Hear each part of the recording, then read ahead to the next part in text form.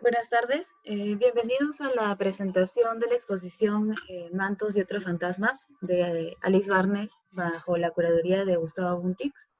Esta exposición está actualmente en el Museo Central. La presentación va a iniciar con un recorrido por la sala y al final de la presentación vamos a pasar al momento de preguntas, por lo cual el chat recién va a poder ser activado en ese momento. Sin más que decir, les doy pase a las personas que van a presentar hoy. Muchas gracias, Joana. Muchas gracias, Gustavo, Alice y a todos los que nos acompañan el día de hoy. Es muy emocionante para nosotros poder por fin hacer una presentación de esta exposición, ¿no? Lamentablemente el contexto no ha permitido tener una inauguración propiamente dicha, así que este es nuestro evento inaugural. Bueno, soy Pilar Riofrío, soy la directora del Museo Central. El MUSEN es la red de museos del Banco Central de Reserva del Perú. El Banco Central tiene hace ya 12 años el Concurso Nacional de Pintura y el MUSEN es la sede principal de los museos del banco. Estamos en la esquina de Lampa con Ucayali. Y en estos momentos, bueno, los voy a acompañar desde la sala del museo para poder acompañar a Gustavo y a Alice en el recorrido, pero les cuento un poco más de qué se trata esta exposición y este concurso, ¿no? El concurso, como les decía, es un concurso nacional de pintura, tiene ya 12 años en ejecución, y a partir del año 2016, el ganador del primer premio de este concurso recibía, además del premio monetario, y es un premio de adquisición, su obra pasa a formar parte de la colección del museo, con lo cual es muy importante para nosotros porque estamos formando una colección de arte peruano contemporáneo.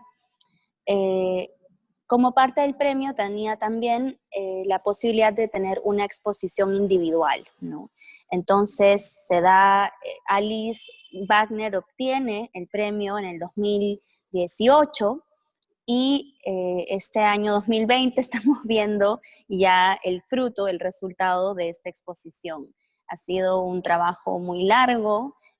Realmente desde el museo y como institución lo que nos interesa es poder promover y difundir el arte peruano contemporáneo, dar una sala, abrir una sala. La creatividad es siempre un reto, ¿no? No sabemos qué va a resultar, y pues estamos no solamente muy asombrados y admirados con la obra de Alice y el resultado que tenemos ahora en sala, sino también creemos, y es importante, que va formándose un registro de estas exposiciones individuales, ¿no? Tuvimos, la primera fue con Miguel Aguirre, luego tuvimos a Marco Pando con su exposición individual también. Cada exposición va acompañada de un catálogo que permite generar un archivo, y posteriormente la exposición estará también en 360 grados, ¿no? Esta es una aventura que recién empieza. Hemos abierto el museo el jueves pasado, el 3 de diciembre. Estamos abriendo 3 veces por semana, así que los que están en Lima los invitamos a visitarlo, y para quienes están o nos ven desde afuera, pues en las próximas semanas estén atentos porque vamos a tener la exposición en 360 grados que permite tener algo muy cercano a la experiencia de estar en la sala, ¿no? Bueno, sin más, muchas gracias Alice y Gustavo Buntix, que ha estado en la curaduría de esta exposición. Yo les doy pase y vamos a iniciar una conversación, ¿no? Esta dinámica pretende ser una especie de recorrido conversatorio, y si quieren anoten sus preguntas, y ya al final del recorrido pues vamos a poder responderlas y abrir el chat para conversar. Gracias.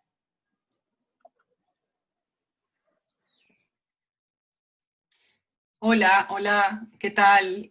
Buenas tardes a todos. Esta es una inauguración que nunca me esperé, pero que bueno, estamos en este nuevo sistema en el cual todos tenemos que finalmente seguir, porque bueno, es la manera en cómo nos podemos conectar y podemos estar juntos, ¿no? Les agradezco a todos los que están conectados. Bueno, esta viene a ser mi exposición individual número 11, y queríamos hacer un recorrido para enseñarles, para que se hagan una idea, porque sí, siempre, o sea, digamos, podemos acercarnos lo máximo posible a lo que es la muestra, pero siempre hay esa cuestión, sobre todo en esta muestra, se necesita, digamos, esa experiencia de ver las piezas en vivo, ¿no? Eso siento que es muy importante. Pero bueno, vamos a intentar que se vea, digamos, toda la muestra lo mejor posible y poder acercarnos lo más que se pueda a la materialidad de las piezas también, ¿no? Y bueno, queríamos empezar con esta pieza. Esta pieza es la pieza que ganó el concurso en el año 2018, es justamente el concurso que hizo alusión Maripili. Y bueno, es la representación de la frazada de tigre, pero hecha en un material distinto, que es la cerámica. Es una pieza que ha sido el punto de partida y el eje para toda esta muestra. El material es cerámica, es arcilla cocida. Yo, cuando gané este concurso, me encontraba en la mitad de una investigación acerca de la cerámica. He trabajado hace unos años con ella de una manera bastante empírica, porque bueno, yo tenía un taller, tenía un acercamiento, digamos, a un taller de enseñanza, y era básicamente un taller de pintura, ¿no? Tengo una formación de pintora, pero siempre tuve mucho interés por la cerámica, y bueno, en este espacio que yo misma generé, de enseñanza, además, convocaba a muchos amigos, yo tenía mucha admiración por la gente que hacía cerámica, por los ceramistas. Entonces los ceramistas, yo los contrataba y hacíamos las clases, entonces yo aprendía un poco a través de verlos a ellos enseñar, ¿no? Pero tampoco mi intención era tener un aprendizaje de la cerámica que tuviera que ver con hacer objetos utilitarios y ese tipo de cosas, ¿no? Aunque los alumnos que venían al taller básicamente sí iban por eso, pero me fui compenetrando mucho con las técnicas, con las técnicas en el sentido de cómo preparar una buena arcilla de cero, ¿no? De cómo hacer que el material sea mucho más, que no se raje o que se raje. Entonces, todas esas cosas me interesaron, y en verdad el taller era un terreno baldío que yo recuperé y que generé ahí un sitio interesante para hacer, digamos, arcilla, para que la gente vaya a aprender a través de estos amigos que hacían cerámica. Entonces fue un aprendizaje. Yo cuando gané el concurso me encontraba en medio de este aprendizaje, ¿no? Y bueno, había expuesto en una sala en Miraflores, en la sala de la Ricardo Palma, había expuesto unas bases que venían a ser las bases de los guacos eróticos, pero estaban sobredimensionadas. Eso fue el primer acercamiento, o digamos, las primeras piezas que hice en cerámica, ¿no? Entonces, es en el 2018 que ganó el concurso con esta pieza, que hace alusión al arte precolombino. Tiene la imagen del tigre, que es justamente una imagen que me interesa mucho porque tiene que ver con los felinos, con la imaginería precolombina. Y, y bueno, este es el resultado, digamos, digamos de esta investigación y lo que generó, digamos, toda esta muestra después, ¿no? No sé si es que Gustavo quiera agregar algo. Comentar el privilegio que para alguien como mi persona es poder trabajar con una artífice tan compleja y tan desafiante, incluso en sus propios términos, es decir, el modo como ella cuestiona continuamente no solo el quehacer artístico en general, sino su propia trayectoria dentro del arte, obligándola a reinventarse con retos distintos, como en este caso el de la cerámica, pero particularmente imbricados con historias múltiples que van desde lo más social y explícito a lo más íntimo y soterrado. Importa aquí señalar las dimensiones de la pieza. Alicia, ¿nos puedes dar un aproximado del tamaño? Sí, mide aproximadamente 1,80 m por 1 metro. No sé si ustedes tienen la ficha técnica exactamente, pero es una pieza bastante grande, Bueno, ¿sí? lo Sin duda importante es precisar que la interpretación cerámica de la famosa, de la popular frazada tigre, popular en la cultura peruana, se acerca mucho a la dimensionalidad de la tela, el textil que le sirve de modelo. Aquí lo que tenemos es una transustanciación de la materia textil en barro. Y allí operan varias situaciones. Una que podríamos incluso percibir en clave religiosa, quizás sobre eso hablamos después, eh, y otras que tienen que ver con estas aproximaciones hacia lo popular que intentan ensoñar una recuperación de lo ancestral en esa categoría. Justamente la denominación de la muestra, mantos, juega con un desliz ortográfico, casi tipográfico. Lo que popularmente se conoce como mantas y que alude al objeto cotidiano o ordinario incluso con el que nos cubrimos para protegernos del frío, acá recupera esta nostalgia del otro, de la otra asociación libre del textil, que es el del encubrimiento mortuorio, ¿no es cierto? Con las insinuaciones que además apuntan hacia la noción de la vida después de la muerte. Estas mantas yo las vinculo con una larga tradición en el arte peruano asociada a la palabra quechua malqui. Malqui es un término particularmente complejo que significa tanto cadáver como feto como semilla. Los muertos no eran sepultados, eran sembrados para su transformación hacia una nueva vida. Por eso justamente se los enterraba en posición fetal. El cambiar la palabra mantas por mantos significa devolverle a la ordinaria o corriente frazada de nuestra vida, de nuestro día a día, devolverle un hálito sagrado de lo ancestral y lo mítico. Pero acá además se relaciona con historias también personales. ¿Por qué no nos hablas un poco, Alicia, de los saltos de tigre en tu infancia?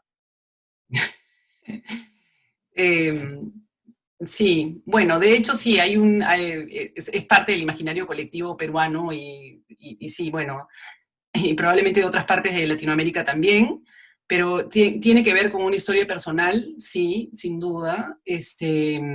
Las frazadas, ¿no? Todo ese filo de la frazada. Bueno, por un lado, la historia de un tigre que yo tuve, que lo tuve un año, porque unos franceses vivíamos en una casa en Chosica, y unos franceses, pues, se les ocurrió, o sea, se les alquiló la mitad de la casa y los franceses se les ocurrió sembrar marihuana en un clima ad hoc, ¿no? Digamos, para la cosecha. Entonces, bueno, no Eso tuvieron mejor explica idea todo. entonces no tuvieron mejor idea que sembrar marihuana, porque era una casa además donde nosotros tampoco podíamos ir tan seguido, porque eran los años 80, mi mamá era una persona separada, mi papá no vivía en Lima, entonces era una mujer con 3 hijos chicos, y el tema, o sea, para mí esa casa generó una suerte de misterio toda la vida, que hasta ahora me lo sueño, o sea, me crea mucha...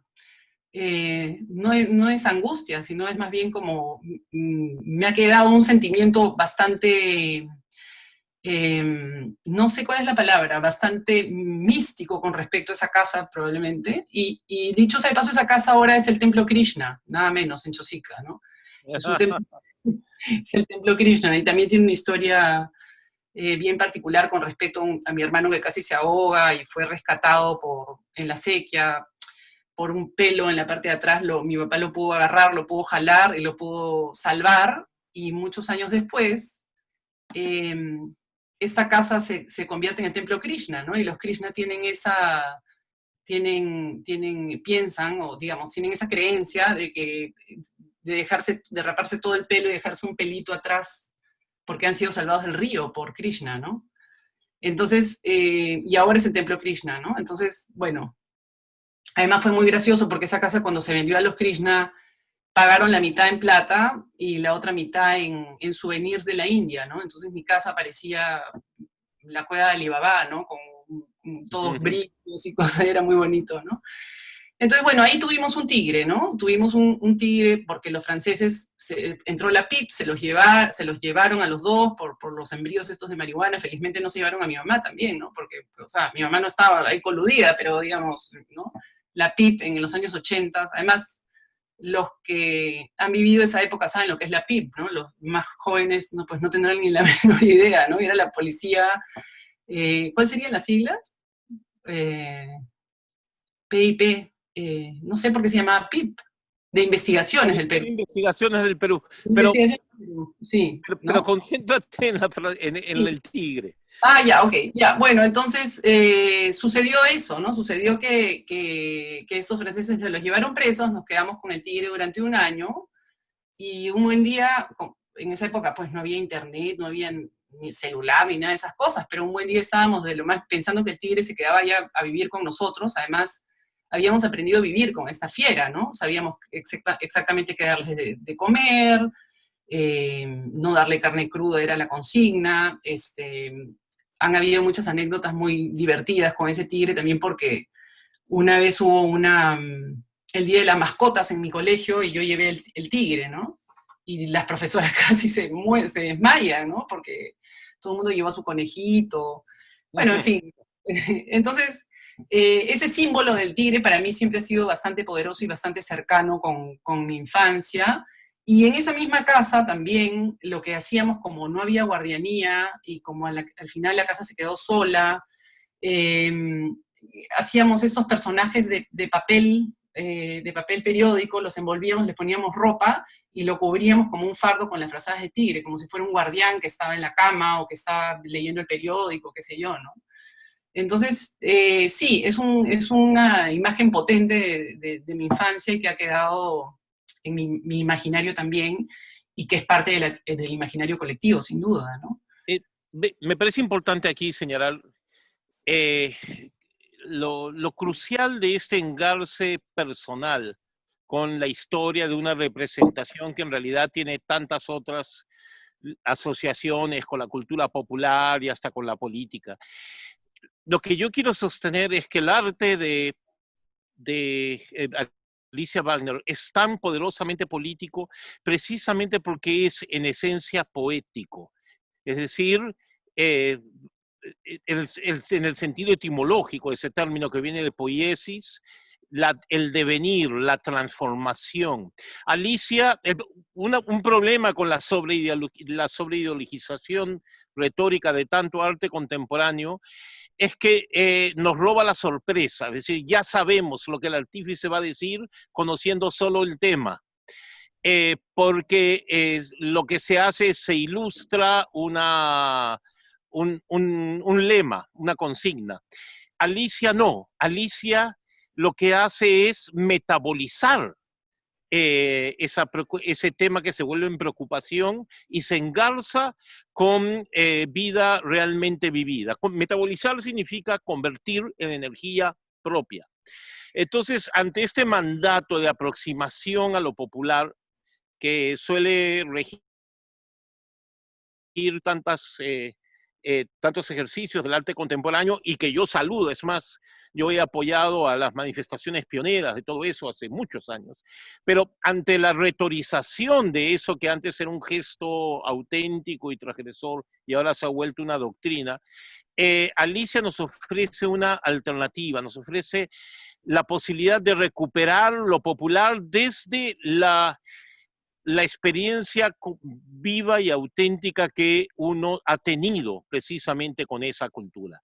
Relatos como los que Alicia nos acaba de ofrecer para explicar el trabajo que estamos viendo son preciosos, porque son auténticos y nos habla de la verdad de su arte. La verdad contrapuesta a la ideología. La ideología, recordemos, es falsa conciencia.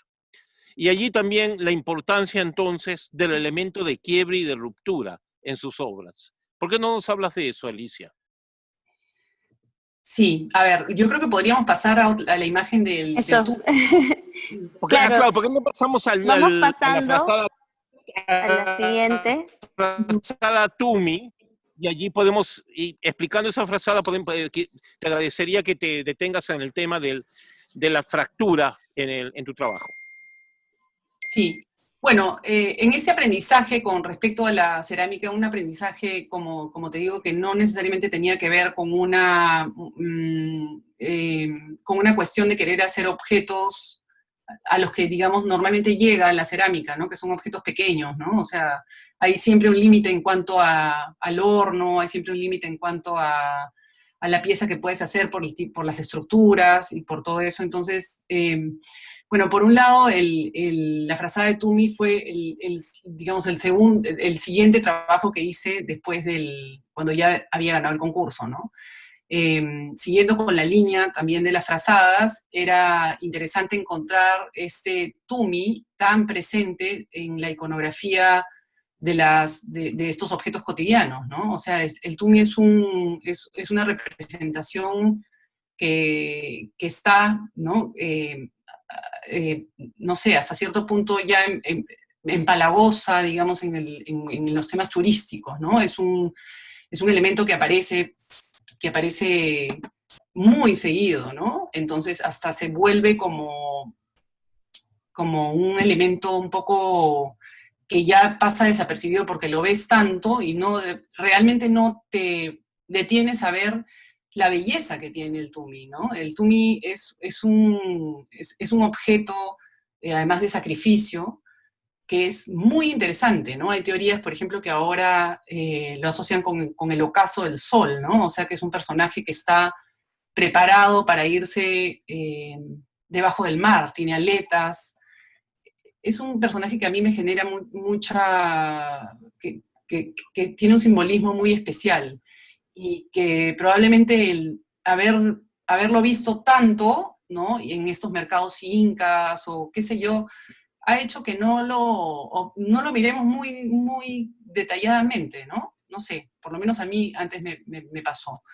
Y bueno, entonces, en cuanto, digamos, a la técnica, he seguido con esta pieza, porque me parecía interesante toda esta cuestión de tener lo precolombino tan presente en lo cotidiano, ¿no?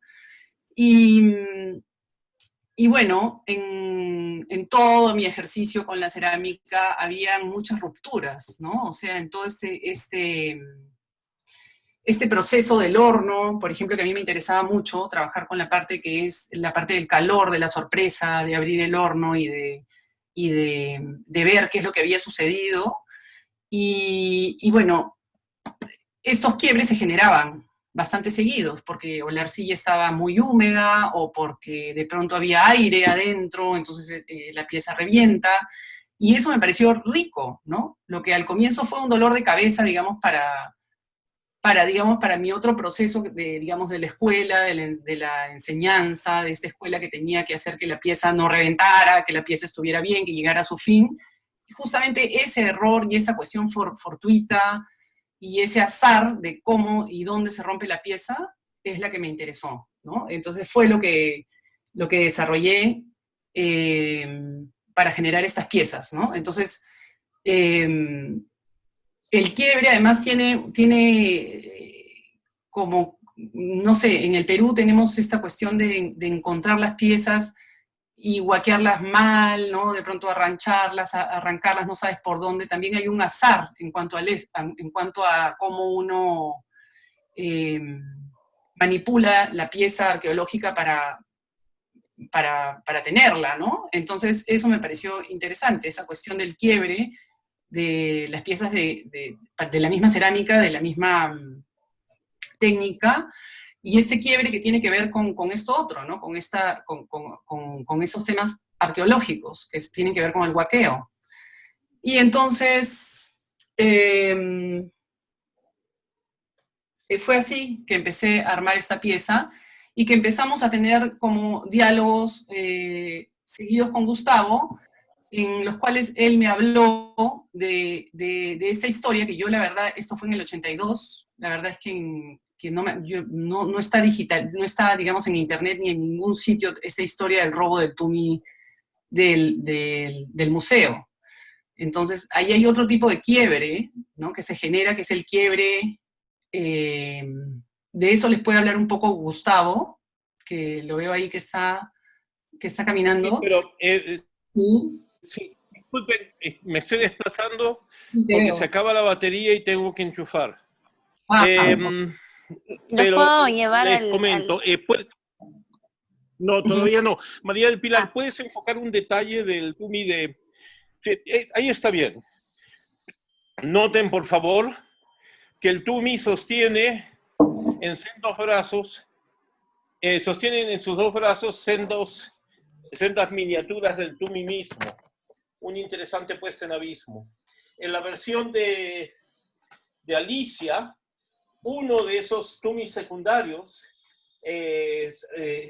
ha sido desprendido.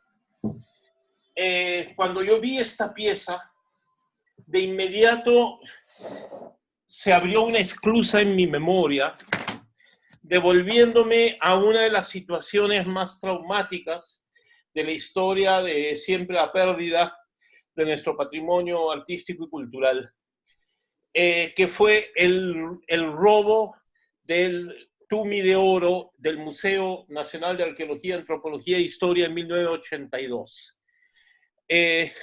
Observen, por favor, el vacío configurado por el desprendimiento del Tumi secundario en su pantalla. Y ahora pasemos a la documentación que hemos colgado a pocos metros en la misma sala. Después que, sin saber sabiendo, Alicia estaba haciendo alusión directa a una situación histórica que ella en ese momento desconocía.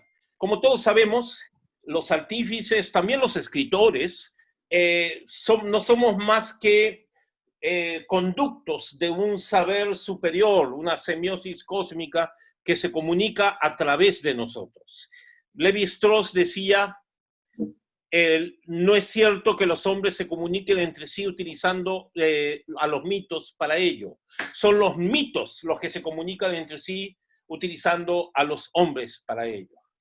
Alicia, sin saberlo, estaba configurando con su Tumi, con el vacío del elemento secundario dentro de la figura mayor, precisamente la silueta de lo que quedó del glorioso Tumi de Oro del Museo de Pueblo Libre, cuando este pudo ser recuperado de unos ladrones lamentables, cuyo único interés estaba en martillar y fragmentar las varias piezas de oro que habían logrado sustraer para cambiar las diminutas partículas por dosis de pasta básica de cocaína.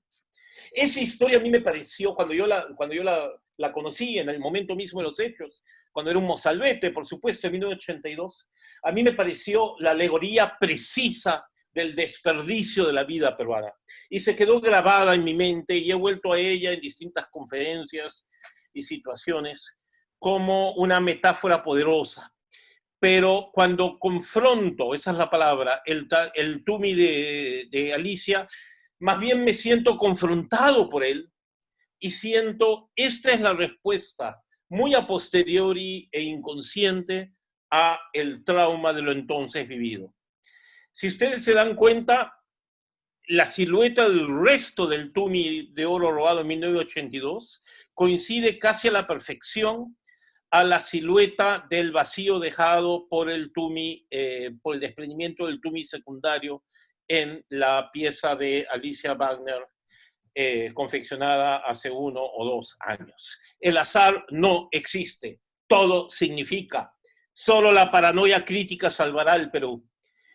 Y no olvidemos, por favor, que esta situación trágica, la del latrocinio de nuestro patrimonio en el propio museo encargado de resguardarlo, fue la premonición terrible de todo lo que ya había empezado a pasar y se profundizaría en el Perú en esos terribles años 80.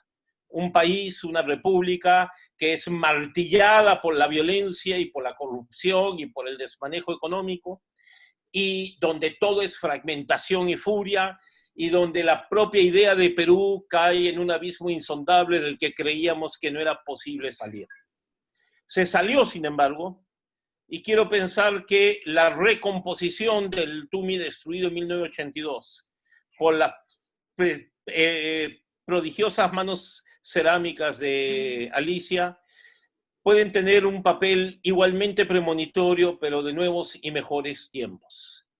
Sin embargo, habrá siempre un elemento de incertidumbre y una situación casi espectral en este juego de imágenes, y quizá podemos ahora hablar del fantasma, Alicia. Sí, claro. Sí.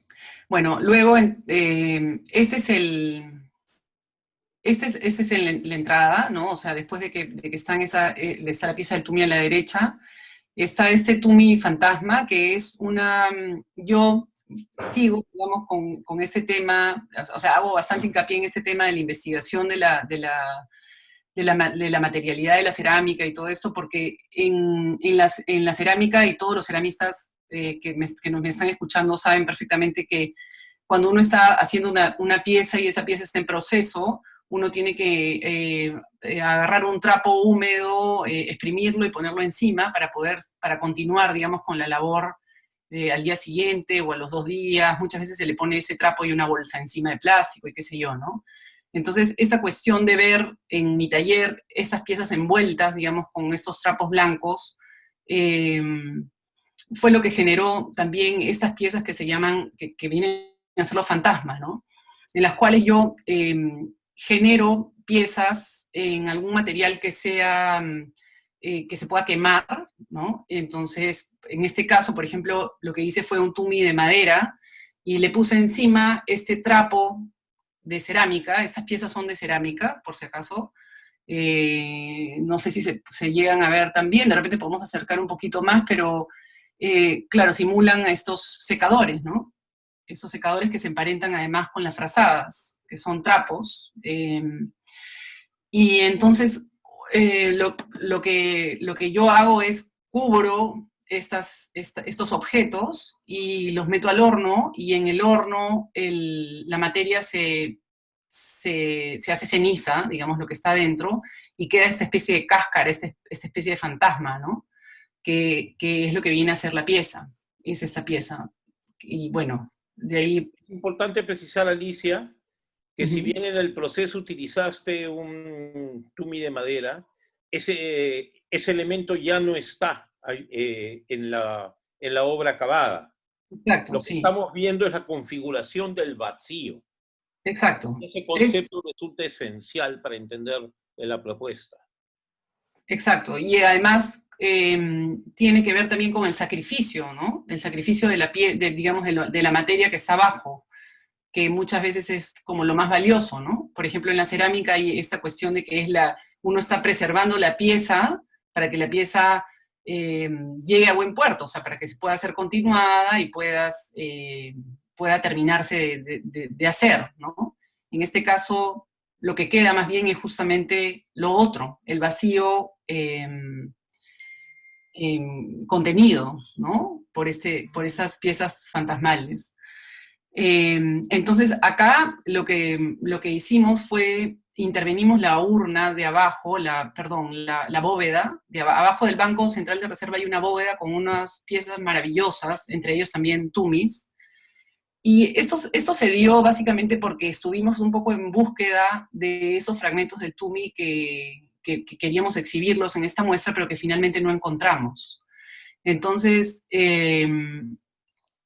este video que se ve aquí al lado de la pieza del Tumi es del Tumi fantasma, digamos, así le llamamos. El Tumi fantasma lo hemos metido, digamos, dentro de la bóveda, con todas las piezas precolombinas. No sé si se puede ver bien, pero podemos pasar el video. Yo creo que lo podríamos pasar ahora. No sé si... Sí, sí, mejor pasemos el video y lo comentamos. Uh-huh. El video no tiene audio, es un video de cámara de seguridad. Sí. Continúa, Alicia. Es una simulación de una cámara de seguridad con la misma pieza que está dentro de este contexto de la bóveda del museo, que digamos que la bóveda es donde están las piezas más valiosas, ¿no? Por decirlo de alguna manera. Es un sitio, hay esta ironía con respecto a la seguridad que tiene esa puerta de la bóveda también, ¿no? Y entonces es este video el que va acompañado de la pieza de Tumi Fantasma. Y aquí se puede ver que es como la simulación de una cámara de seguridad que lo está cuidando, ¿no? Nosotros originalmente pensamos solicitar en préstamo los restos del Tumi robado y triturado en 1982 y exhibirlo como la joya rota de la promesa de la vida peruana, por así decirlo. Finalmente resultó imposible acceder a esos materiales, pero haciendo de la necesidad virtud, que es el más peruano de los talentos, decidimos entonces trabajar con esa negativa como un desafío para la creación. Y allí Alicia tuvo una idea brillante adicional, de las muchas que ella siempre tiene, ya que no podíamos exhibir el Tumi ausente, entonces hacer de la ausencia el tema de esa parte de la exhibición y crear y trabajar con el concepto del fantasma. Toda la historia del Perú, nada en la historia del Perú es explicable si no asumimos el tema del fantasma.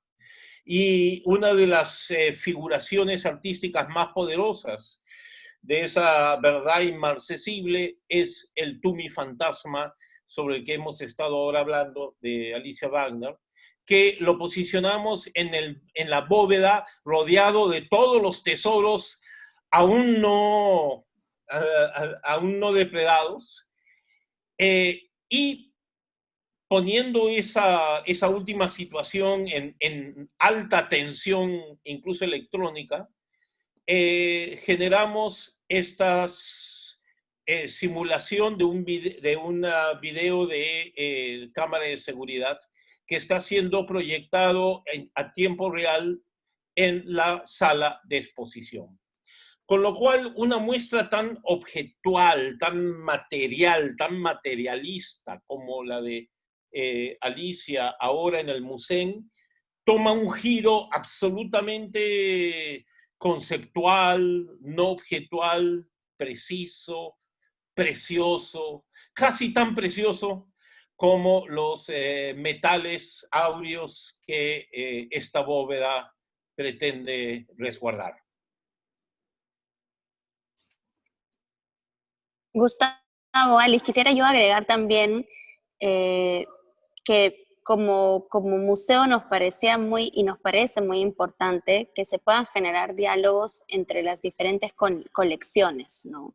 Entonces, fue justamente, es el gran reto porque además la sala temporal está como al costado del museo. Sin embargo, esta tradición del arte peruano y el arte contemporáneo bebe mucho de una tradición milenaria, ancestral, está en nuestro imaginario. Entonces, no solo nos parecía importante, ¿no? Esto, además de, por supuesto, todo lo que has mencionado, también nos permite hacer conexiones, ¿no? Nos permite que se pueda mostrar esta continuidad viva en el espacio mismo, a través del video. No sé, tenemos programas educativos en los que hablamos, por ejemplo, tú hablabas, Alice, del Tumi y el ser de los ojos alados, que se le atribuían a Ilam, ¿no? Por muchos investigadores. Entonces, todo este contenido, digamos, sigue vivo en el arte que tú realizas y que muchos artistas también contemporáneos beben de estas tradiciones, ¿no? Entonces, sí, creo que es un reto, ¿no? Intervenir la bóveda, pero así es exitoso para nosotros, creo, ¿no? Es rico poder mostrar, además, la simbología misma de esta bóveda es como de alta seguridad y protección, ¿no? Bueno, eso quería agregar. Exactamente, esa puerta blindada tiene una presencia casi escultórica, monumental, impresionante. Pero además, bueno, esto es un ejemplo paradigmático de eso que en la práctica del micromuseo llamamos la musealidad mestiza, la musealidad promiscua, es decir, la necesidad de contaminar objetos de muy distinta procedencia y jerarquía cultural, articulados a una misma mirada que corresponde a la de nuestras culturas, que son las de lo impuro y lo contaminado, precisamente, ¿no? Donde lo alto y lo bajo, lo vulgar y lo sublime, lo prehispánico y lo actual, etcétera, coexisten con muchas fricciones, pero también con un enorme potencial de productivización distinta. Eso es lo que hace precisamente el trabajo de Alicia Wagner. Quizá podemos continuar. Pasamos. Con el A ver, recorrido, sí. vamos. Aunque yo sé que este es un video hipnótico y que podría servir incluso para fines terapéuticos a través de su visión durante horas, pero hay más. Continuemos con esta pieza. No, vuelve. Eso. Yo hablaba sobre el fantasma, sobre el vacío. Por favor, no lo parece, pero cada una de estas telas cerámicas envuelve la nada, el espectro. Y aquí lo que originalmente dio forma a la caída, a los pliegues de la tela, era un San Pedro, justamente, que no tengo que explicar todas las connotaciones, tanto católicas como chamánicas, que esa planta tiene. Pero además es como nos permitiría hablar en términos católicos de la sagrada forma, o en términos lacanianos del falo ausente, que es precisamente uno de los problemas que más claramente aquejan y destruyen las ilusiones de vida armoniosa compartida en la República Peruana, siempre en tan ardua reconstrucción. Esta pieza para mí es uno de los momentos claves de la historia del arte contemporáneo en el Perú, como varias otras en la muestra, dicho sea de paso. No sé, Alicia, si tú quieres decir algo más. Hay una conexión también con el trabajo de, no sé, de Magritte, ¿no? O sea, tengo esta idea de magritiana, ¿no? Que es muy fuerte, ¿no? Y ya hablando en términos también psicológicos, la misma frazada tiene una connotación social y afectiva muy fuerte, ¿no? O sea, el objeto de la frazada, no sé, un poco ya citando a Winnicott, que me parece interesante, que es este pediatra inglés, que hablaba del objeto transicional, que uno, ¿no? En el que uno deposita mucho, o sea, que es un objeto de apego, ¿no? Que es como la representación de la madre, ¿no? La representación de la madre, de la patria.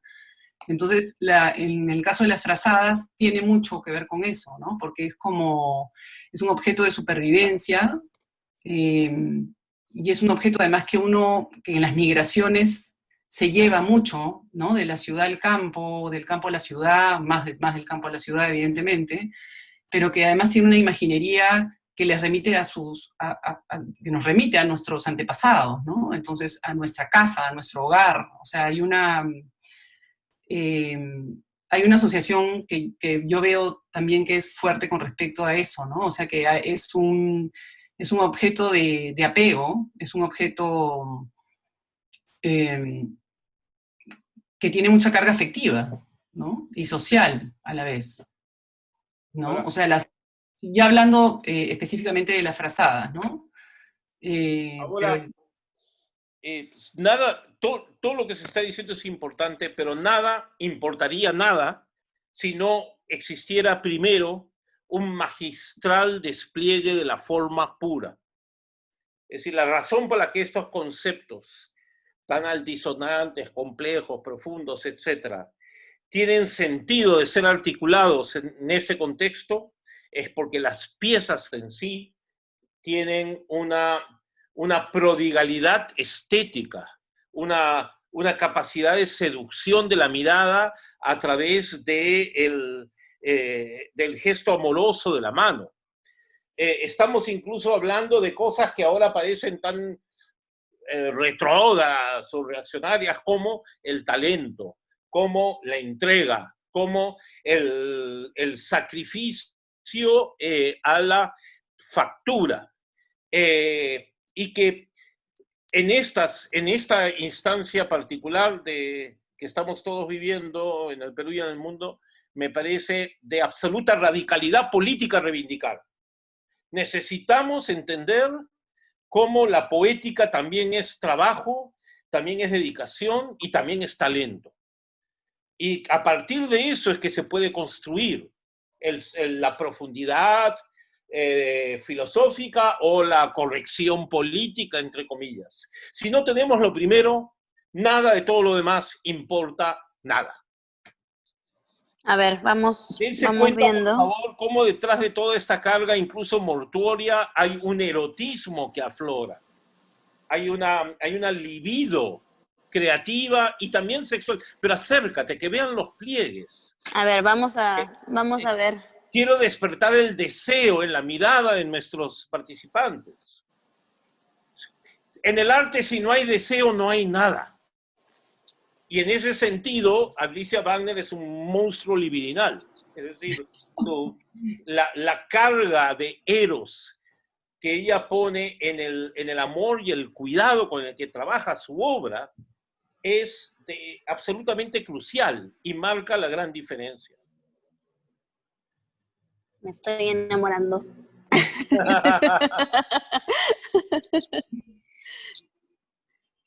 Bueno, tienen que venir los que están acá, porque obviamente se ve mejor en vivo. Uno de los graves problemas en el mundo del arte hoy es que ha sido ganado por el tánatos, por la pulsión de muerte, por el afán destructivo, por la invectiva, por la necesidad de destruir a alguien o algo. Tenemos que recuperar el eros en el arte, tenemos que volver a esa vocación reconstructiva. Y Alicia Wagner me parece un hito referencial en esa agenda incluso política de esencial vigencia hoy en día. Bueno, podemos estar horas, no solo hablando, sino sobre todo viendo, porque de eso se trata estas piezas, pero hay más, hay otros registros, quizá podemos pasar a ellos, María del Pilar. Vamos. Vamos a la frazada del fondo. Alicia, háblanos un poco de esta pieza magistral, por favor. Yo entro en convulsiones múltiples cuando en la soledad de la sala me acuesto debajo de esta pieza. Por favor, habla de la condición levitante de esta parte del montaje. Sí, bueno, debo decir que esta parte del montaje fue especialmente, ha sido un proceso bastante largo, ¿no? Ha sido un proceso en el cual yo he ido investigando el material y también he ido investigando cómo se pueden colgar estas frazadas. Son piezas que pesan mucho, pero que automáticamente, cuando las hacemos, cada una tiene su propia estructura. Estoy hablando un poco de la parte técnica también, ¿no? Estas piezas han sido concebidas con una estructura, o sea, han sido armadas en mi taller con una estructura en la cual yo iba trabajando por pedazos, y estas piezas, estas estructuras tienen ruedas, entonces con esas ruedas yo podía movilizar las piezas, y entonces ha sido un aprendizaje para mí todo, ¿no? Desde el material hasta la parte técnica en cuanto al fierro, porque tiene fierro adentro, ¿no? Entonces, me interesaba mucho que esas piezas estén suspendidas, y para ser suspendidas o sea, había un montón de retos que sortear, ¿no? Entonces, es increíble, apenas se sacaron de su propia estructura y se colgaron, se llegaron a suspender, se les fue el peso. Es una cosa muy, muy curiosa, ¿no? Porque ya el peso que tenían con la misma estructura, con las ruedas y todo, en el momento que la suspendimos y que logramos hacerlo, que no fue fácil, porque tuvimos que armar unas estructuras en el mismo museo y todo para poderlo hacer. Entonces adquirieron ese carácter levitante, ¿no? Que se pueden ver ahora. Entonces de repente podríamos enfocar un poco todo este montaje en el Que cual... es casi como un tendal, es como si las frazadas hubieran sido lavadas en el patio de un callejón y hubieran sido colgadas en el tendal popular. Sí, esa era la idea, era esa, ¿no? Que estuvieran colgadas. Y quedaron, como dices tú, levitantes, ¿no? Están sí. flotando. Hay una incluso religiosa en este montaje. Sí, incluso por ejemplo, esa que estamos enfocando se puede ver por los dos lados. Luego, estas de acá que están dobladas fueron otro reto aparte. Estas fueron antes, fueron las primeras que hice, en realidad, las dobladas. Y en base a a ese ensayo, digamos, con estas frazadas dobladas, ya pensé en la posibilidad de hacerlas enteras y como una pieza escultórica, ¿no? Que se viera por ambos lados. De repente podemos darle vueltas a esas piezas dobladas que están ahí. Esta es justo la de los dos tigres también. Sí. Entonces, ahí se puede ver un poco mejor. Uh-huh. Sí. Bueno, es básicamente la frazada de tigre suspendida, ¿no? Doblada, como dice Gustavo, colgada a manera de tendal, ¿no? Me interesaba mucho generar ese quiebre, ese doblez, mejor dicho. Y ahí es otra imagen que a mí me gusta mucho, ¿no? Podría derramarme en elogios sobre este montaje, pero no sería muy elegante, puesto que he participado directamente en él. Además tienes la fractura, ¿no? Sí, pero precisamente las características de la instalación ponen en valor todo el potencial inscrito en el trabajo con la materia misma de la obra, ¿no? Los quiebres, las fisuras, los huecos, los pliegues, los relieves que se vuelven sombras, que generan vibraciones, que animan la vida animal de las representaciones, animal y vegetal de las representaciones contenidas en la iconografía de las frazadas, etc. Todo eso funciona desde la museografía, desde la estrategia expositiva. Sí. Por lo cual, hay varios coleccionistas internacionales que han preguntado por la compra de una u otra pieza, y intentamos hacerles entender que tienen que comprar la instalación entera con las mismas luces, tienen que construir una réplica de la sala, etcétera. En fin, se está negociando. Bien. Y bueno, ¿por qué no pasamos al mosaico de frazadas? Sí, aquí estamos. Como se darán cuenta, nosotros podemos hablar horas sobre esto que nos enamora, y tenemos que lamentablemente escoger algunas situaciones particulares. Estas esta segunda instalación dentro de la instalación misma es una obra en sí y es un concepto preciso, precioso de Alicia que no, ella va a proceder a explicarnos. Bueno, esto de hecho parte del interés, o sea, de ver, digamos, durante un montón de tiempo esas frazadas colgadas en los puestos de mercado. Durante mi investigación con las frazadas yo también fui mucho a Gamarra y a un montón de sitios para inspirarme y para ver, o sea, yo me convertí en una compradora de frazadas, o sea, ya me reconocían, pero yo ya sabía que tenía que ir a diferentes sitios, diferentes puestos, diferentes lugares, incluso en provincia también he conseguido algunas, o sea, para mí siempre ha sido como muy inspirador los puntos de venta, ¿no? De cosas donde están como agrupadas muchos productos y eso es un poco el punto de partida de este mural, ¿no? El mural partió con la idea de estos comercios hasta de los mercados incas, ¿no? Que tienen tantas cosas colgadas y que, bueno, en este caso, sí, mi interés era que hubiera una predominancia del tumi en este mural. Entonces, si bien en un momento inicial pensé que todo el mural fuera de tumis, o sea, todas las frazadas fueran de tumis, hice bastantes pruebas y me pareció que también los elementos, digamos, geométricos o los elementos precolombinos tan potentes que tienen estas iconografías eran muy interesantes y jugaban muy bien con el resto de los tumis y que además te devolvían a la parte de adelante de la fragmentación del tumi desde otro punto de vista, ¿no? O sea, acá es como que hay...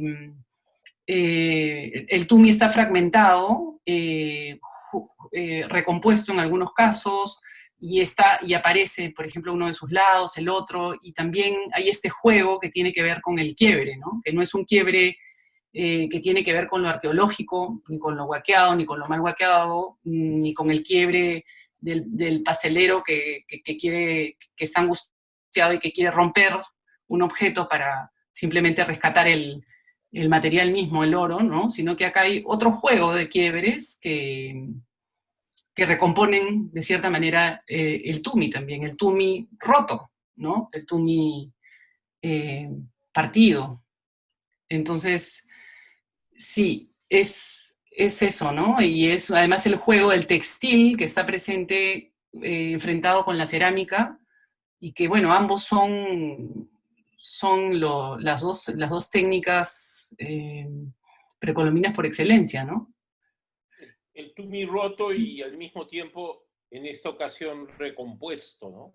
Esta muestra tiene que ver también con la palabra griega zumbaleín, seguramente lo estoy pronunciando mal, pero es la raíz etimológica del término castellano símbolo, que originalmente significaba juntar, reunir aquello que ha sido fragmentado. Es decir, hacer posible otra vez la comunidad. Las antiguas sectas helenas tenían un elemento ritual que partían y cada integrante del grupo se llevaba una parte y cuando se reunían juntaban los fragmentos. Ese acto ritual de la juntura y que recompone el ídolo partido es lo que llamaban zumbaleín. El arte, mucho arte peruano tiene que ver con ese concepto. Alicia se inserta en esa tradición de un modo muy sugerente, muy singular, que se relaciona además con nuestra historia. ¿Por qué no pasamos a la frazada Tupac Amaru? Primero la textil. Y Gustavo, y con esto yo quería agregar que también me recuerda el término cobija, que también lo hemos conversado bastante, ¿no? Sí, acá hay todo un discurso adicional, pero déjame, más bien hablemos de eso al final, ¿te parece? Para no perder Perfecto. sí. Claro, estás haciendo referencia a las categorías heideggerianas que conversamos. Pero volviendo a lo anterior, cuando Alicia tuvo la generosidad de incitarme, de seducirme, con la solicitud de que asuma la categoría de su muestra, ella evidentemente ya había realizado las piezas fundacionales del proyecto, es decir, los tigres que ganaron el premio, el Tumi, que además se expuso en el MAC, etcétera, y tenía otras cosas en elaboración. Visitando yo su taller para asumir ese compromiso, otra vez experimenté esta apertura de una excusa en mi memoria y le dije, mira, yo tengo una pieza incisiva, no decisiva porque todo es decisivo, pero incisivo para el proyecto, que es un rescate que Micromuseo hizo en Estados Unidos, donde encontré la que probablemente sea la última superstite, o sea, sobreviviente, el último espécimen sobreviviente de una frazada de tiraje mínimo que se hizo hacia 1975. Existía la fábrica, la mítica fábrica de tejidos Santa Catarina, que desde el siglo XIX producía las famosas frazadas populares que conocemos, incluyendo la del tigre. Esa fábrica terminó en manos de los Prado. Los Prado fueron duramente perseguidos por Velasco. Bueno, finalmente tuvieron finalmente perdieron todo, entre ellos, entre otras cosas, la fábrica. Y Velasco cooperativizó esa empresa y se le entregó a los trabajadores. Más que a los trabajadores, al sindicato que asumía su representación. Y en un acto de adulación, el sindicato decidió diseñar una frazada con elementos vinculados a la iconografía oficial del régimen, al Tupac Amaru, célebre que conocemos, al diseño magistral y magnífico de Jesús Ruiz Durán, como síntesis emblemática de lo que se quería expresar. Pero luego lo articularon de un modo inconexo en términos estilísticos con otros referentes de la historia del martirio del héroe, como los caballos que intentaron descuartizarlo, los muros incaicos alusivos a su evocación del Tahuantinsuyo, las cantutas, etcétera, etcétera. Pero cada cosa con un estilo distinto, dando lugar a un diseño ejemplarmente torpe. Pero es tan fallido el diseño que se vuelve una obra maestra de una extraña manera. Sin embargo, bueno, el velasquismo se fue a la ruina y como sucedió también con todas las estructuras económicas que había generado, es decir, esa fue una experiencia muy, muy cargada de ideas políticas, pero atravesada de ignorancia económica, y el país entero fue arrojado al abismo, con las consecuencias que sabemos, ¿no? Ya en 1978 se comía nicobita en los pueblos. Muy bien. Y en 1980 empezó la guerra incivil, el conflicto armado interno. Pero bueno, entonces estas frazadas desaparecieron. Y por un arte de semiosis cósmica, una de ellas se cruzó conmigo, yo logré salvarla, y la integré a la colección del Micromuseo como una esquirla, como una reliquia de nuestra historia rota. Entonces yo se la proporcioné a Alicia como un referente más de tantas otras que ella trabajó, y a partir de allí generó una pieza magnífica que es la que dará culminación a este recorrido. Alicia, ¿por qué no hablas tú? Yo hablé del modelo, ¿tú por qué no hablas de la obra? Ya, a ver. Bueno, esta es la frazada que han visto en textil al otro lado, antes, hace un rato, hace un instante. Y bueno, este es uno de los lados, es una vista que está de espaldas al mural. Es una frazada que tiene dos lados, un positivo y un negativo. Acá vamos a ver el negativo de la pieza. Y es, bueno, cuando Gustavo me la enseñó, Al comienzo dije, a mí me gusta encontrar siempre, o sea, dentro de mi trabajo está el yo encontrar las cosas, ¿no? A mí me gusta mucho cuando yo encuentro, yo misma soy la que encuentro las cosas. Todo me la enseñó. Claro, era un descubrimiento de Gustavo, pero la verdad es que esta muestra ha sido una muestra en la cual hemos conversado mucho, nos hemos juntado mucho y bueno, y nada, la incluí porque me pareció fantástica, ¿no? O sea, me pareció increíble además la historia.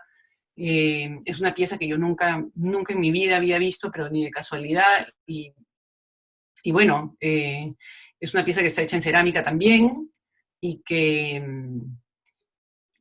bueno, ahí está, es muy motivadora para mí, muy interesante y que tiene toda una carga política además bastante fuerte, ¿no? Por la misma imagen de Tupac Amaru que yo la he trabajado antes también, siempre ha sido un personaje que me ha llamado muchísimo la atención, sobre todo esta iconografía que tiene que ver con un sombrero cuáquero que poco o nada tiene que ver con la imagen de Tupac Amaru, de la cual no se tiene mayor registro, ¿no?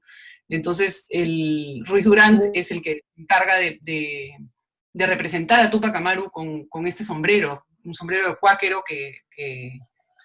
bueno, que nada tiene que ver con el Perú, ¿no? Pero que le da una fuerza que es bastante potente, ¿no? La imagen de Tupac Amaru ha quedado, pero, o sea, gracias a Jesús Ruiz Durant, ¿no? Sí, quizá puedes acercarte más, Pilar. Sí, está un poco lejos. Claro, habría que explicar muy rápidamente que es una obra maestra de la síntesis gráfica. Lo que Ruiz Durán hace es configurar con el supuesto sombrero y la corbata de Tupac Amaru una T, y con su cabello y la copa del mismo sombrero la A, es decir, se vuelve una sigla. Pero claro, Ruiz Durán realiza estos portentos de la creación artística en el momento más de mayor fulgor esperanzado de un proceso que recién se iniciaba. Bueno, luego todo eso terminó de las terribles maneras que sabemos. Y por eso yo insisto en que la obra de Alicia debe verse no solo en términos simbólicos, sino sobre todo alegóricos. Yo veo esta frazada y me siento asediado por una frase que siempre uso: utopía y ruina. Solo quiero volver a algún señalamiento interesante de Pilar, María del Pilar, que tiene que ver con estos diálogos que efectivamente nos han nutrido a todos los que hemos acompañado a Alicia a lo largo de este proceso. Gracias, es raro decirlo, pero en fin, gracias a la peste, lo que iba a ser una muestra hecha con plazos urgidos, a inaugurarse en marzo, se prolongó en el tiempo, y eso permitió sedimentar una serie de sentidos y de sentimientos, de reflexiones, que le han dado más densidad a la obra, a la exposición y a los discursos que con ella se vinculan o se identifican. Y a mí lo que me interesa asociar estas piezas con ciertas teorías de Martin Heidegger, el filósofo alemán, muy controvertido, pero también esencial, que hablando del arte busca en él recuperar ese sentido de refugio, de lugar de protección, casi de calor, de envoltorio y guarida, de cobija. Y en el castellano, justamente la palabra cobija puede tener varios sentidos. Entre ellos, cobijar puede ser guarecer, ¿no? Proteger, dar refugio y seguridad al perseguido o al afligido.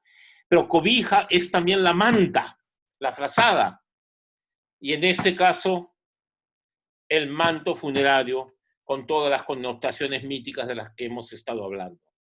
Creo que Alicia, con esta muestra, ha logrado el prodigio de mantener una alta tensión política sin perder toda la atención, perdón, mantener una alta atención política sin perder toda la tensión poética que necesariamente debe recorrer una obra comprometida de veras con lo profundo del arte.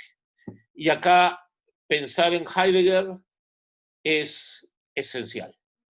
No sé si tú, Alicia, quieres decir algo más. Sí, también pienso que nuestro pasado es una especie de cobijo, ¿no? Para los peruanos. Trabajar acerca del pasado es como, o pensar en nuestro pasado es algo que nos reconforta, ¿no? O sea, nuestro pasado precolombino es algo que nos acoge, nos calma, creo.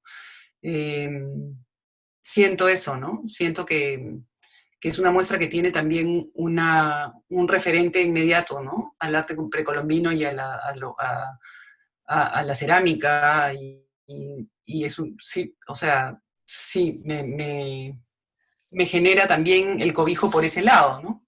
Porque de hecho no son piezas que te cobijan, son piezas quebradizas, frías, de un material que, ¿no? Pero claro, es una suerte de, no sé, de como pensar en el pasado como un gran, como un ente cobijador de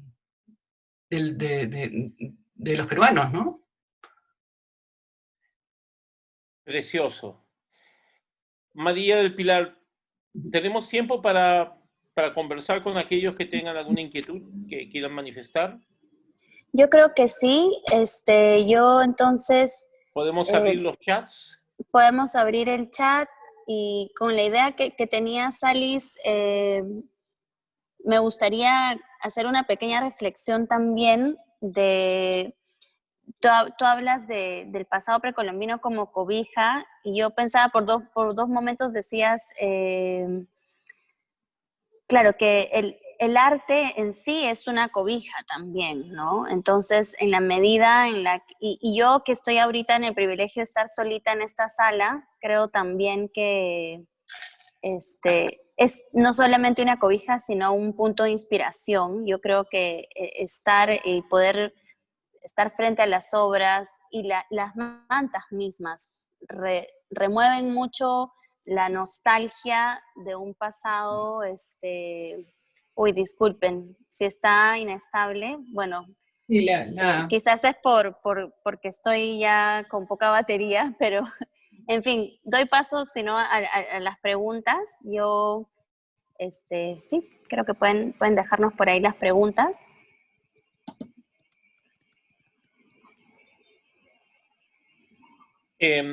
Bueno, ahí se ha notificado que están todos invitados a manifestarse por chat.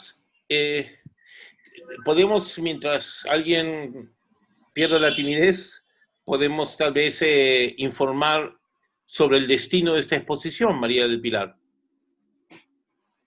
Sí, bueno, siempre vamos a tener un recorrido 360 grados que pueden ver en nuestra página web, pronto se va a anunciar. Y por otro lado, vamos a tener más eventos como este, similares, otros recorridos, nos podrán acompañar Gustavo y Alice también en la sala, otros conversatorios que vamos a ir anunciando. La muestra va a estar hasta abril, de todas maneras, en la sala del Museo Central.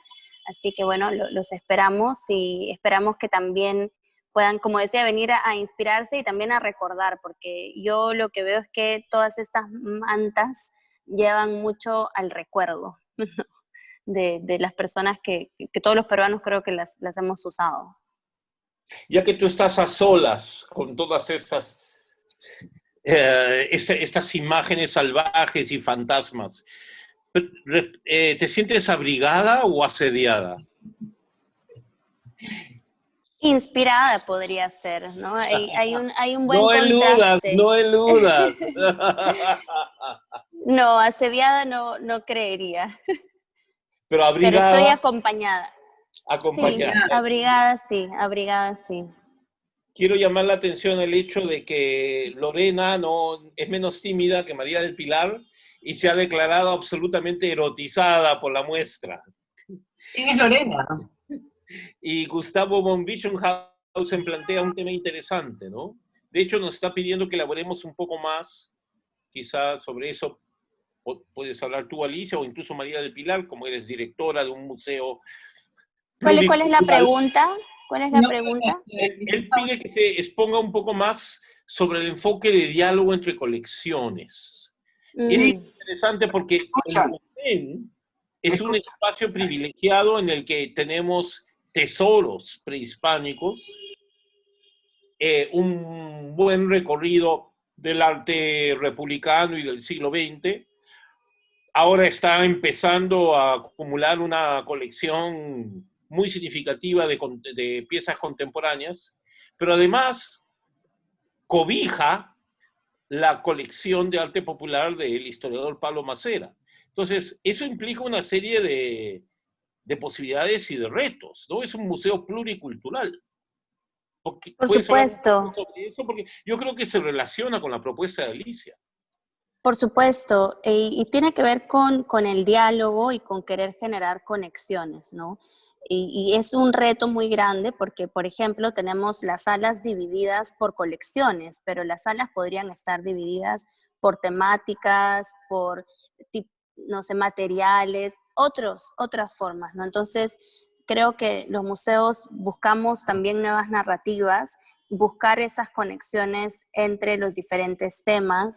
El diálogo es muy importante para nosotros, que se puede dar mucho a través de programación educativa, conversatorios, programas como este, y simplemente, o materiales que dar un folleto en el cual te invite a conversar con otra persona. Simplemente abrir la oportunidad al diálogo, la experiencia que hemos tenido del público en el museo. Cada vez que hay una interacción, siempre hay una respuesta por parte del público, ¿no? Siempre hay un interés en expresar. Entonces, todos los que ingresan quieren expresar también sus opiniones, sus inspiraciones, a qué cosa le recuerda. Entonces, se mantiene muy vivo a través de eso, ¿no? Pero los retos en temas museográficos y de curaduría son muy amplios, ¿no? Para poder generar estas conexiones justamente, ¿no? Hicimos un catálogo que se llama justamente Conexiones, que partía de 4 temas, y lo pueden buscar en la página web para no ampliarme mucho, pero digamos que en ese tipo de publicaciones hemos hecho ya algunas conexiones entre diferentes tipos de colecciones. Acabas de decir algo importante en términos prácticos. ¿Los catálogos del museo son descargables desde la web? Los catálogos de todas las exposiciones temporales, sí. El catálogo Conexiones no está descargable, pero los de las exposiciones temporales sí, y todos los catálogos del concurso de pintura desde el 2009 están descargables de la página web. ¿Podemos incitarte públicamente a que incluyas el PDF de Conexiones en el dominio público? Sí, estamos buscando un software que no sea solo un PDF, porque realmente lo que tenemos es la colección conectada por temas, como el tema mujer, ¿no? Entonces creo que requiere más que un PDF porque es un libro objeto. Por eso no lo hemos todavía digitalizado, lo Tiene que vendemos a un establecer precio, sí, hipervínculos y ya, sí, entiendo. es bastante cómodo, digamos, pero sí, sí, el catálogo está en físico, y hace poco sacamos también un catálogo de concurso de pintura que todo está en nuestra página web. Podemos compartir el enlace de nuestras publicaciones en este chat para los interesados. Este es el momento de... Hay una pregunta de Carlos León. Carlitos, ¿estás por ahí? No. ¿Cómo? Carlos León Jiménez. Sí. Tiene una pregunta para mí. El popular XJ. Carlos, qué bueno saberte aquí. ¿Qué pasa con él? Gustavo. Tiene una pregunta. Sí, Hola, Carlos. Carlos. ¿Qué tal? ¿Cómo están? Maravilloso ver el montaje, Alice, cómo es reconvertido la sala. La última vez que yo la usé para la exposición de Marco Pando, más bien era toda blanca, pero redujimos la instalación. Esta vez siento una suerte de inercia con los muros negros para esta suerte de mausoleo textil fantástico. Sí. Y nada, mi pregunta un poco va un poco a esta suerte, digamos, como digamos de lectura, digamos, diagonal. No voy a insistir en la lectura de género, pero si también la cuestión vinculada como a lo doméstico, desde el textil y la mirada, digamos, de la ruta de la presencia femenina cruzado de diferentes roles con lo maternal y la protección, porque yo creo que también es otra forma, ¿no? Creo que hay una variable que es muy precisa, porque cuando uno hace cerámica, efectivamente, como tú lo has señalado, es necesario proteger el trabajo en proceso con un paño húmedo para mantener la flexibilidad del material para continuar trabajándolo. Sí. Pero esto asociado también y con la tradición de la cerámica al espacio doméstico. O sea, yo creo que hay, digamos, hay unas lecturas finas que pasan obviamente de lo ritual, de lo altamente simbólico, como el TUM y los grandes símbolos que organizan, digamos, los imaginarios de sociedad, pero también al lado doméstico. Y en ese lado está el homenaje desde los secadores, ya de los pliegues, los blancos, a los grandes, digámoslo así, no voy a decir momificados, pero sí, digamos, vueltos casi fósiles, ¿no? Y esa reelaboración tuya que rescata incluso la rajadura y la reconstrucción, así con un intento casi como de museo de historia natural, de volverlos a traer, pero como una especie de, exactamente, como dije, ¿no? Como una suerte de presencia fantasma en esa cámara funeraria textil por los muros negros, ¿no? Pero insisto en el detalle, digamos, de lo doméstico. ¿Cómo Sí, lo lo que llevas? ¿Cómo? en sí la técnica de la cerámica tiene toda una ritualidad bien especial, ¿no? Y lo doméstico también lo tiene, sin duda, ¿no? O sea, siempre me han llamado la atención las cuestiones cotidianas, ¿no? No sé si el proyecto de Leche de Héroe también tiene alguna connotación que tiene que ver con este elemento de primera necesidad que es la leche, ¿no? Que es el alimento de primera necesidad que es una leche fundamental, digamos, para supervivencia, ¿no? Más que para vivir, para supervivencia. Igual sucede con las frazadas, ¿no? Es un elemento de supervivencia. Y creo que muchos peruanos también sobrevivimos, ¿no? No vivimos, sobrevivimos, y que son elementos como cruciales para, para poder seguir vivos, ¿no? En ese sentido, o sea, también, bueno, volviendo a lo de la cerámica tiene una serie de rituales que son fundamentales para que todo llegue a su puerto, porque es un proceso bastante complicado. O sea, uno lo que pasa es que ve de pronto el huaco, ¿no? Y dice, ay, qué lindo. Pero llegar, digamos, a una perfección, además manual, ¿no? De ese objeto, es bastante fuerte. Es una maestría que de repente no nos damos cuenta, ¿no? Y toda esa ritualidad que tiene que ver con envolver la pieza con el trapo húmedo para que no se seque, de ahuecarla por adentro, de desbastar, de paletear, de que no se, o sea, es un cuidado muy especial, es casi como un hijo, una pieza de cerámica, ¿no? Entonces, en realidad hay como esa cuestión de, en estas piezas hay en las frazadas de cerámica hay una cuestión de retar ese material como que no me vas a vencer, ¿no? Ah, te vas a quebrar, vas a reventar en el horno, ya, pero yo te voy a recomponer y no importa, y yo agarraba hasta las esquirlas más chiquititas y me servían para hacer, ¿no? Alguna recomposición, alguna restauración así, ¿no? Y sí, de hecho tiene que ver también con ese tema de la ritualidad doméstica, ¿no? Porque en lo doméstico también hay mucho ritual. Desde... Sí, creo sentir, digamos que, claro, desde ese contrapunto entre lo cultural y la historia privada, hay unos elementos que son bastante interesantes, ¿no? Porque definitivamente el espacio doméstico también es un espacio de sutura, es un espacio de reparación, es un espacio de costura y de resanamiento constante para, digamos, el continuar, ¿no? Y en ese sentido, bueno, complementando un poco la glosa pedagógica y enciclopédica de Gustavo, entramos en un territorio de fricciones, ¿no? Donde obviamente el Eros y Tánatos están ahí levitando, ¿no?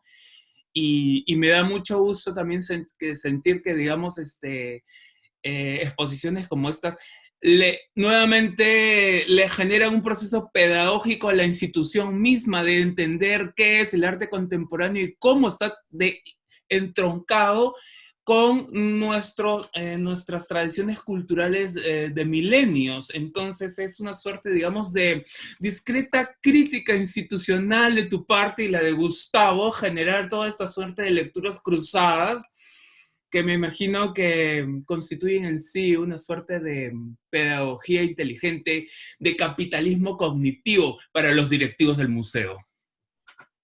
Y del banco, que además regenta la divisa peruana. Bueno, hay que decir que el banco es extremadamente generoso y esforzado en socializar sus riquezas culturales. Sí.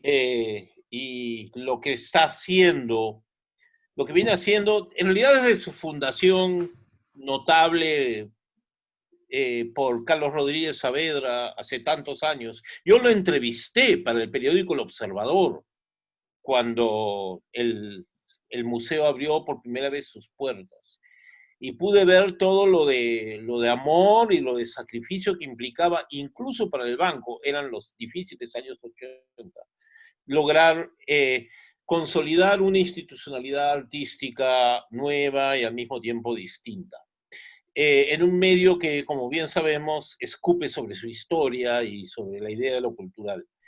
Y luego el banco increíblemente ha logrado regenerar su propia idea de museo, se ha transformado de muy diversas maneras, ha abierto la sala temporal, ha creado el concurso, siempre con una estrategia del caracol de caminar pasito a paso, avanzar en lo que se puede para respetar, para acogerse a esa ley de la dialéctica que dice que una lenta acumulación de cambios cuantitativos generan a la larga un gran cambio cualitativo.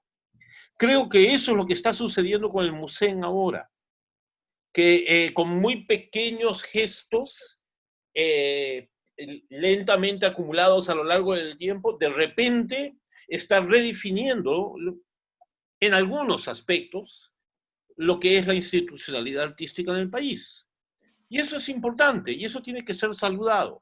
Y que un museo inevitablemente oficial, porque es el Banco Central de Reserva, por ejemplo, abra su bóveda áurea para introducir en medio de los tesoros ancestrales el prodigioso Tubin Fantasma de casi inmaterialidad pura de Alicia Wagner. Yo creo que es una pequeña revolución que tiene que ser subrayada. Entonces, no todo se pudre en Dinamarca, Carlos León Jiménez. Hay signos de esperanza. Gustavo, yo curé la exposición de Marco Pando anterior a la tuya, entonces yo sé lo que significa ese desafío en términos de la dinámica de diálogo con un equipo curioso, inteligente, que también quiere, pero que también necesita también, desde el trabajo con nosotros, generar una nueva dinámica con las direcciones del banco. Entonces, ese yo creo que es un desafío rico que con la exposición vuestra siento que, digamos, da otro paso cualitativo hacia adelante, geométrico, no aritmético, y en ese sentido me da pie a sentir que los desafíos cada vez pueden ser más interesantes, porque sí hay algo que es de específicamente hacer notar es que el MUSEN, el Museo del Banco Central de Reserva, no es un museo estatal cualquiera, es uno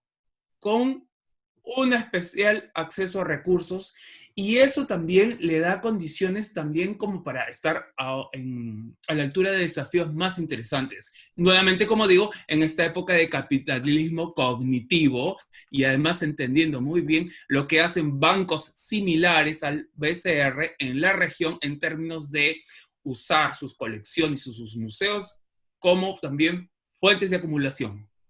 Claro, un referente importante, casi un desafío, es toda la experiencia del Museo del Banco Central de Colombia.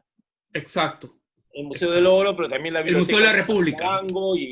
Y todo eso, ¿no? Sí. Pero bueno, hacia eso vamos, y creo que la pelea, en el buen sentido del término, se empieza a dar con resultados interesantes. Pero déjame señalar que has hecho una referencia crucial. Yo creo que la muestra anterior vuestra, curada por ti, con el artífice Marco Pando, es también uno de los referentes implícitos de esta muestra de Alicia Wagner. No porque Alicia se esté inspirando en esa muestra, no, son cosas muy distintas, sus orígenes son diversos, no, sino porque abordan cada una desde su particular perspectiva una problemática común, que es común además a mucho del entramado cultural peruano.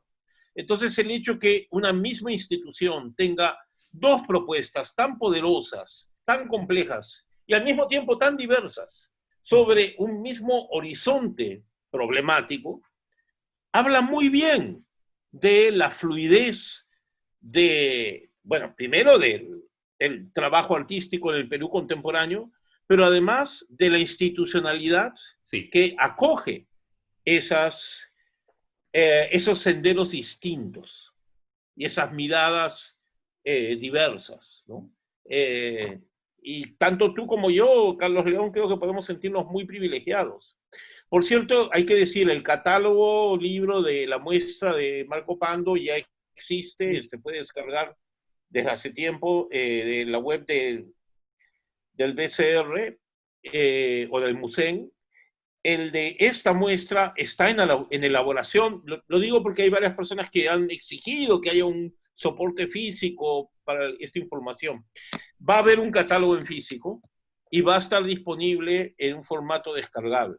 Entiendo que probablemente se presente hacia el mes de marzo. Creo que no se ha señalado, esta muestra va a tener una duración interesante, va a llegar hasta el 3 de abril, María del Pilar. Hola. En principio sí. Sí, va a llegar hasta el 3 de abril y no perdemos la esperanza de que un portento haga posible que la muestra se prolongue un poco más. Pero más allá de eso, pero el plazo otorgado es generoso y pensamos explotarlo. Esta es la primera de varias iniciativas. Estamos soñando con un coloquio internacional en el mismo formato que el actual. Ojalá se den las condiciones para algunas actividades presenciales. La muestra se puede visitar con un protocolo de distanciamiento social. Eso es bueno.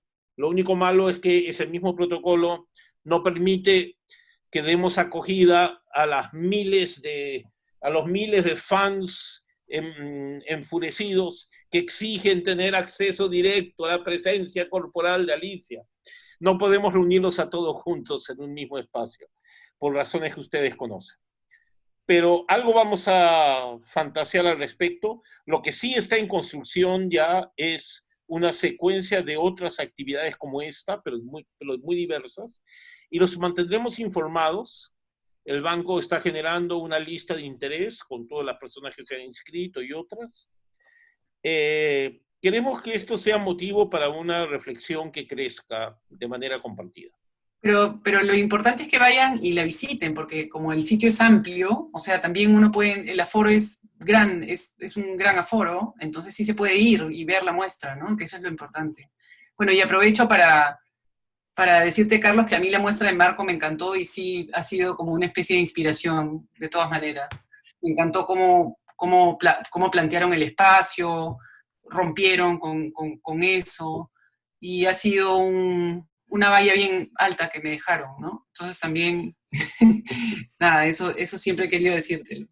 Ah, gracias. De hecho, vuestra exposición fue uno de los elementos compartidos de consideración para el desarrollo de este proyecto curatorial. Es decir, Alicia y yo comentábamos lo que ustedes habían hecho, siempre en términos muy positivos, y en qué aspectos compartíamos soluciones y en qué otros buscábamos alternativas. Me interesó mucho la frase que utilizaste para describir el espacio, mausoleo textil. Efectivamente, pensábamos en esos términos, también lo pensábamos como templo textil. Pero bueno, hay una evidente asociación entre ambos conceptos. Pues nada, una maravilla volverlos a ver. Les deseo un buen parto de catálogo. Es siempre una dialéctica interesante y sugerente. Y confío en que María del Pilar Riofrío y el equipo del MUSEN lograrán la diversificación de programas de mediación adecuados para las diferentes líneas temáticas que se cruzan. Hemos mencionado varias veces, como correctamente tenía que suceder, a María del Pilar, que además ha tenido un papel coprotagónico. Eso corresponde. Quisiera mencionar también a Joana, que ha sido un puntal muy significativo. Lo que tal vez no se... Lo que tal vez se transmitió mal en el último intercambio es una idea portentosa y lujosa del espacio que el MUSEN ofrece. Hay que entender que el MUSEN es una entidad con recursos limitados y recursos económicos limitados.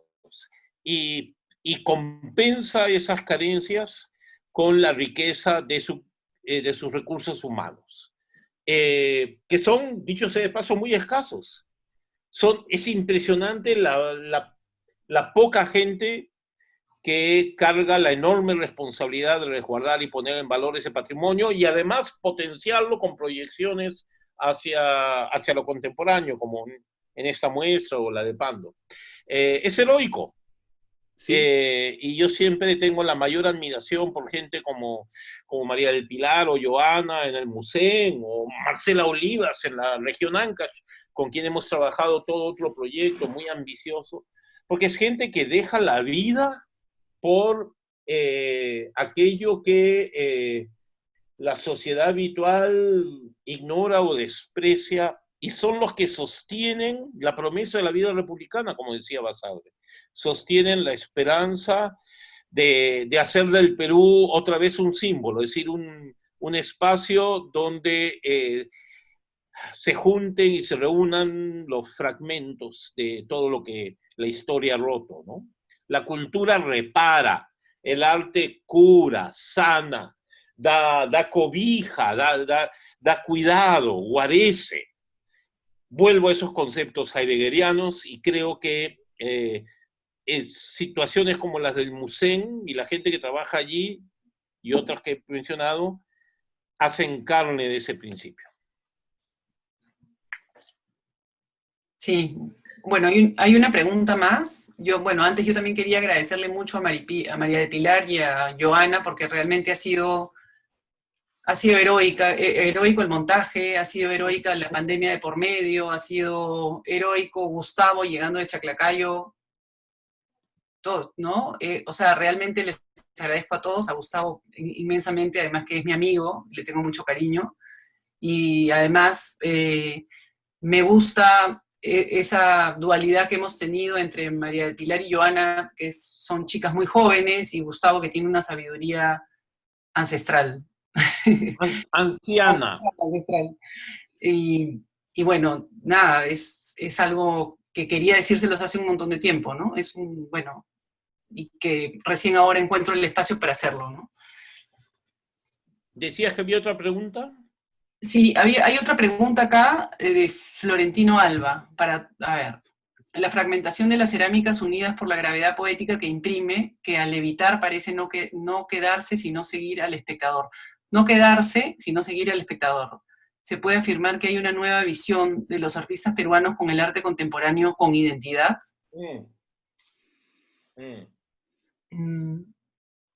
No sé si es una nueva visión, yo siento que es una recurrencia, que hay como, bueno, mencionábamos a Carlos Rodríguez Saavedra, el fundador del museo, así que está bien que lo cite. Él decía que el arte en el Perú es casi un proceso análogo al del sistema circulatorio del cuerpo humano, que hay momentos de sístole y de diástole.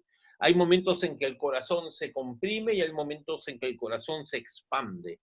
Hay situaciones en las que el arte peruano necesita absorber todo lo que de afuera viene para transformarlo en su interior y luego sacarlo a la exterioridad de su anatomía completa. Pienso que estamos precisamente en ese momento de retorno a las raíces de procesamiento de todo el cosmopolitismo que ha caracterizado largos momentos del siglo XXI en nuestro arte, y coincidencia interesante con efemérides como el Bicentenario, etc., la mirada vuelve a volcarse, vuelve a ser introspectiva. Y la muestra de Alice creo que es un hito en ese sentido. No es excepcional, quiero decir que no es la única instancia de lo que estoy describiendo, pero sí que es una instancia privilegiada. Bueno, también viene en enero otra activación sorpresa. Otras No la revelaremos activaciones, otros porque queremos recorridos. mantenerlos en suspenso. Excelente, excelente. Saludos María del Pilar, saludos también a Joana.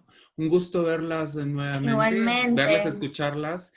Y nada, pues realmente muy, muy agradecido de volver a sentir, digamos, de que el equipo con esta muestra también, con esta exposición ha generado también una nueva experiencia así fantástica. Sí, son efectivamente experiencias muy enriquecedoras para nosotros como equipo, para el museo, para todo el equipo, porque aquí la muestra se inaugura primero con todo el equipo del museo, ¿no? Todo el personal, todo, desde la persona que estaba parada en la puerta hasta, bueno, todos los demás, ¿no? Entonces, bueno, sí, les agradezco a ustedes, Gustavo, Alice, también es un momento para agradecerles porque ha sido, si bien un largo camino y un reto muy, muy grande, ¿no? Ha sido, creo, muy rico y los resultados son también muy buenos. Creo que hemos aprendido un montón en el proceso. Y esto empieza recién, porque recién estamos abriendo la exposición, así que este camino va a continuar. Gracias, Joana, por supuesto, Joana Burga, que no se deja ver todavía. Aquí estás. Que ha sido clave para coordinar toda esta exposición y lo que es el concurso, ¿no? Joana coordina también el concurso de pintura y las publicaciones, y efectivamente nuestro compromiso es, como les decía, crear este archivo, ¿no? Que las cosas queden sistematizadas.